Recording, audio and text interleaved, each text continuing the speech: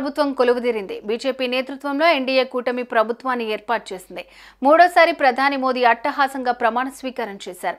అటు ఏపీ నుంచి ముగ్గురికి మోదీ కేబినెట్ లో ఛాన్స్ దక్కింది. Srikakulam MP Rammohan Naidu, Guntur MP Pemmasani Chandrasekhar, Narsapuram MP Srinivas Varma కూడా కేంద్ర మంత్రులుగా ప్రమాణ స్వీకారం చేశారు. అయితే వీరికి కేటాయించే శాఖలపై ఇప్పుడు సర్వత్రా ఆసక్తి నెలకొంది. ఏపీ ప్రయోజనాలను దృష్టిలో పెట్టుకుని ఎన్డీఏకు సపోర్ట్ చేశామని టీడీపీ అధినేత చంద్రబాబు నాయుడు చెబుతున్నారు. ఈ క్రమంలోనే టీడీపీకి 2 కేంద్ర మంత్రి పదవులు దక్కాయి.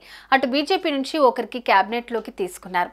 అయితే వీరికి ఇచ్చే శాఖలేంటి, రాష్ట్రానికి కలిగే ప్రయోజనాలు ఏంటి అన్నది సస్పెన్స్గా కొనసాగుతోంది. మరోవైపు కీలక శాఖలను బీజేపీ తన దగ్గరే ఉంచుకున్నట్లు తెలుస్తోంది. ఏపీ నుంచి మూడోసారి ఎంపీగా గెలిచిన రామ్మోహన్ నాయుడుకు కేంద్ర అర్బన్ డెవలప్మెంట్ మంత్రిత్వ శాఖ ఇచ్చే అవకాశం ఉందని ఢిల్లీ వర్గాలు చెబుతున్నాయి. చంద్రబాబు కూడా ఈ శాఖ తమకు కావాలని అడిగినట్టు తెలుస్తోంది. అర్బన్ డెవలప్మెంట్ మంత్రిత్వ శాఖ సహాయంతో రాష్ట్రాన్ని అభివృద్ధి, అమరావతిని వీలైనంత త్వరగా పూర్తి చేసే వీలుంటుందని చంద్రబాబు భావిస్తున్నారట. ఇక గుంటూరు ఎంపీ పెమ్మసాని చంద్రశేఖర్ కు వాటర్ రిసోర్స్ సహాయ మంత్రిత్వ శాఖ కేటాయించనున్నారని తెలుస్తోంది. వాటర్ రిసోర్స్ సహాయ మంత్రిత్వ శాఖ సహాయంతో పోలవరం ప్రాజెక్టు నిర్మాణం పూర్తి చేయొచ్చని టీడీపీ అధినేత భావిస్తున్నారట.